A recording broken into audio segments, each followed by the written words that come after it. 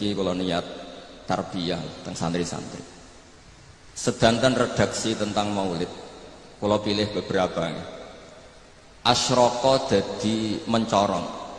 Kenapa ndak milih kata anaro? Kalau anaro itu padang tapi sudah menyengat. Kalau asyroko itu padang tapi enak. Kira-kira jam 8-9. Sehingga beliau memilih kata asyroko. Dulu Syekh Abdurrahman Ad-Dibaghi milih kata asyraqal badru alaina karena al-badru itu simbol kesempurnaan. Itu juga baik. Tapi Sayyid Ali milih al-kaunu karena yang harus senang dengan kelahiran Rasulullah SAW itu semuanya, bukan sekedar rembulan. Itu pilihan-pilihan kata berdasar isyq, berdasar dzauq.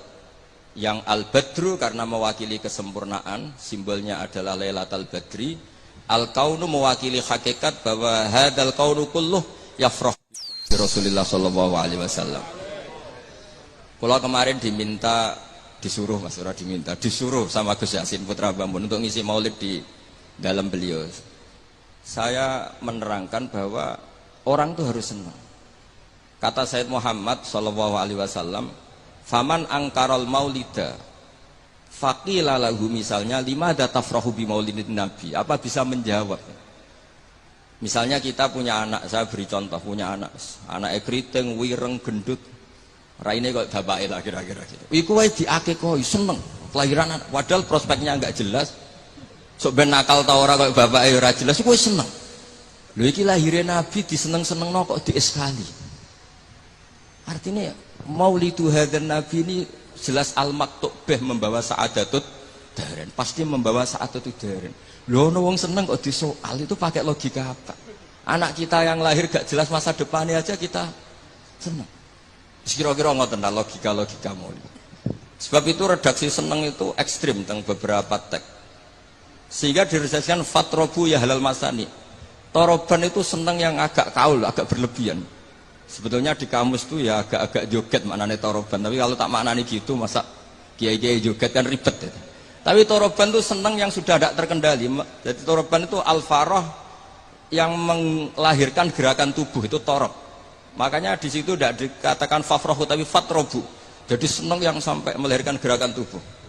Ya halal masani terus. Fahazarul yumni gharrat. Mongko tai peparing sing serba barokah. Yumnun ini maknanya kanan. Orang Arab dalam balaghatul Arab, kanan itu simbol kebenaran, simbol keberkahan. Sehingga ketika kebenaran disebut ashabul yamin, ketika salah disebut ashabus shimal. Jadi itu ibarat yang luar biasa. Fahazarul yumni, apa yang dilakukan Nabi itu semuanya berkah. Termasuk ketika Nabi milih amal yang mafdul, yang tidak afdol. Misalnya semua orang itu tawaf itu musyatan, semuanya berjalan. Teorinya al-ajru bi qadri ta'ab. Tapi Nabi itu enggak, Nabi justru tawafa rakiban, Nabi tawaf itu secara berkendara. Dan itu menjadi berkah bagi kita. Karena yang tawaf pakai kursi roda karena uzur itu menjadi punya referensi karena Nabi tawaf rakiban. Andai kan Nabi saat itu ikut masyian, maka kita bingung cari referensi bagaimana ketika kita tawaf harus berkendara. Sehingga Nabi pilihannya mafdul saja menjadi fadil, fadil menjadi afdol. Semuanya berkah. Bahkan saya pernah bikin statement, andai kan Nabi Isa sholat khusyuk dengan Rasulullah SAW makan biasa, itu kualitasnya itu bagus Nabi makan. Kenapa? Nabi Muhammad jadi Nabi itu setelah Nabi Isa karena baiknya, saking baiknya dituhankan. Jika Nabi untuk melawan nafyur rububiyah an Muhammadin SAW dan memaklumatkan bahwa innama huwa abduhu wa rasuluh, itu kalau makan diperlihatkan. Nabi itu kalau dahar kadang di depan rumah dan tidak pati-pati priayi gitu, yakulu kama yakulul abdu, dan itu sengaja.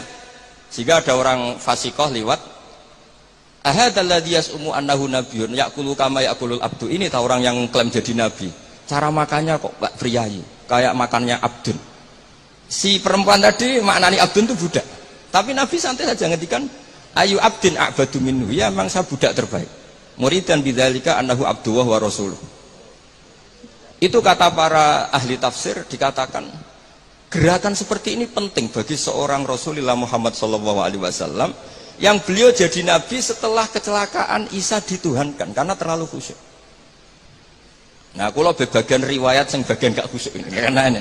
Jadi yang khusyuk nggih monggo, yang gak khusyuk kados kula nggih monggo, itu ada referensinya lah. Sehingga Allah kadang muji nabi itu sederhana. Nabi itu siapa? Orang yang makan. Ini bagi pengkaji tauhid dan tahu sejarah, makan itu penting sekali. Karena hanya dengan cara itu orang nggak akan diduga sebagai Tuhan. Nah, di sini ketika Allah muji Nabi Isa, mal masih ibnu Maryam illa rasul qad khalas min qablihi rusul wa ummuhu siddiqah kana yakulani ta'am. Coba kalau Anda jadi orang alim, misalnya ketua MUI atau ketua NU, terus dipuji kiai ini tukang makan, itu pasti tersinggung. Mbok yo dipuji tukang qiyamul lail tadalail kan keren, ini dipuji hanya sekedar makan. Seorang rasul dan beberapa rasul bahkan kadang Quran mujinya hanya gitu, wa ma arsalna qablaka minal mursalin illa innahum la yaquluna ta'ama wa yamshuna fil aswaq. Tapi makan di sini beda dengan makan kita. Kalau makan kita kan kepengen wareg, kepengen gendut, kepengen kuat, mbok kuat opo ora rasa kok. Makanya Nabi itu beda dengan kualitas A, yaitu nafyur rububiyah dal al-i'lam bi annahu abdullah wa rasul. Jadi Nabi gerakannya itu sholatnya ya ibadah, makannya ibadah, goyonya ya ibadah, gojlokannya juga ibadah, diamnya juga ibadah. Itu disebut fahazarul yumni gharat. Gharat itu maknanya juga nyanyi, gharat itu rengeng-rengeng nyanyi. Jadi kalau suwun nas, pokoknya seneng tenanan, seneng banget. Walana busyron apa bisadin mustamirin laisa yanfat haitsu utina atau an jama'al fakhral mu'abbad. Jadi walana lan iku berhak kedhe kita al busyra te seneng bisadin kelan kebahagiaan sifatnya sadin mustamirin kang abadi. Laisa kang ora ana apa sadu iku yanfatu ilang apa sadu haitsu utina atau an jama'al fakhral mu'abbad. Jadi ketika muji Allah ya gitu, fali rabbi kullu hamdin jalla ayakhsurahul ithabana biwujudi Mustafa al-Hadi Muhammad. Ada yang meredaksikan Sa'ada Abdun Kotamalla Wanjala Anhul Hazinu. Ada yang meredaksikan Bushrolana Ninal Munazaral Ana Wafal. Jadi kalau maulid kok susah itu gak boleh. Apalagi tarian terus wong susah itu gak boleh. Tapi nak berkata enak juga gak boleh karena harus seneng gitu. Jadi ini udang ini tadi tak gosok hari ini. Saya ini keluarga sini, mbah saya lahirnya di sini diundang jadi ngirit mungkin tidak tahu saya. Tapi bagus, saya juga gak harap-harap ini kan malah saya dosa ini kalau. Tapi saya ini cerita, yang penting itu seneng. Seneng ini penting. Saya sering didhawuhi bapak saya ini teman akrabnya ya keluarga sini ya teman akrabnya bapaknya Mas Arwani. Bapak kula nu nek ana wong ngaji nangis itu ngritik. Kata beliau itu, suwang ning omah utange akeh mipir BKB digadekno pas ngaji ditangis pisan jare gitu. Ngaji kudu seneng kata beliau. Teori beliau itu sederhana. Orang sampai maksiat itu karena cari kesenangan. Sehingga kalau taat itu tidak pengganti kesenangan maksiat, maka akan taatnya akan tertandingi dan terkalahkan. Itu teori ya maksudnya. Sampai anu te monggo ora ya kok bangetan maksudnya. Sehingga orang ibadah itu harus senang. Itu coba nazuman yang sering dinasihkan Habib Syah itu. Laula kaya zinatal wujudi ma toba aisi wala wujudi wala taron namtu fi sholati. Andaikan tidak dengan ajaranmu ya Rasulullah, kita matobais hidup kita itu tidak nyaman dan eksistensi kita juga agak jelas.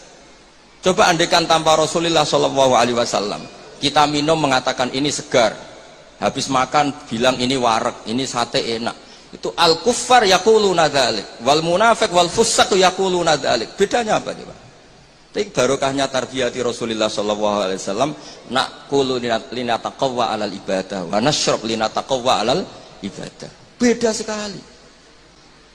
Makanya Imam Ghazali kalau ngeritik itu, kalau kamu bangga bikuatil jima, kata Imam Ghazali kalau cerita, ayam lebih kuat ketimbang Anda. 1 detik, 2 detik sudah berani lagi kan. Kalau Anda bangga dengan aksaratul akli, al-jamus aqwa minka. Kalau bangga dengan kekuatan fisik, banteng lebih kuat timbang kue. Terus cerita-cerita, afdolul basar, afdoliyatul basar adalah ibadahnya. Sehingga Nabi ngendikan, ya sudah. Nikmatnya orang mukmin itu apa? Qiyamul lail. Syarafu apa? Istighra'uhu anin nas. Nah ini tarbiyah-tarbiyah menjadi kita bahagia. Jadi ini harus dilatih. Wala taron nam tu fi sholati. Bahasanya itu lan ora rengeng-rengeng ingsun fi sholati. Jadi sebenarnya kalau sholat itu ya disunatkan agak-agak nyanyi gitu. Tapi jangan nyanyi kayak Habib Ahmad nanti. Nanti kalau nyanyi gitu ya batal sholatnya karena ya terus rebangan. Tapi harus ada taronumnya, harus ada nyamannya, menikmati. Saya tuh kalau sujud itu tak nikmati. Karena ketika nanti saya ketemu Allah Ta'ala, kenangan terbaik saya karena di bumi pernah sujud. Jadi sebenarnya nak disuting kabeh, mangan molo-molo ngombe serokokan, kira-kira ya rada isen lah gitu. Tapi kalau pas syutingan, pas sujud kan keren. Apamane misalnya DPR syutingan terus turu diding-diding kan gak keren itu. Jadi artinya ini katanya Habib saya wala taron namtu fi sholati wala ruku'i wala sujudi. Jadi intinya harus senang. Mau kalau seneng yo latihan Mas Arwani. Asline ketok ya seneng Mas Arwani wong gajine luwih akeh, tapi kula tetep luwih seneng. Jadi kalau suwun sing kiai-kiai desa kabeh kudu seneng. Suwe-suwe seneng. Sehingga gak jadi presiden buruk orang soleh iku ndadekno trauma susah. Haram kok susah. Nah di sini kualitas qauluhu ta'ala ala inna auliya Allahi la khaufun alaihim wa lahum yahzan. Karena senang ini penting. Untuk jadi wali itu harus senang. Jadi ini jelas ya, niki nampun kata-kata mari bingung kula piyambak nggih ora pati wani matur teng ngarepe Habib Ahmad niki. Lah dikongkon dadi ya nurut mawon ngoten mawon. Assalamualaikum warahmatullahi wabarakatuh.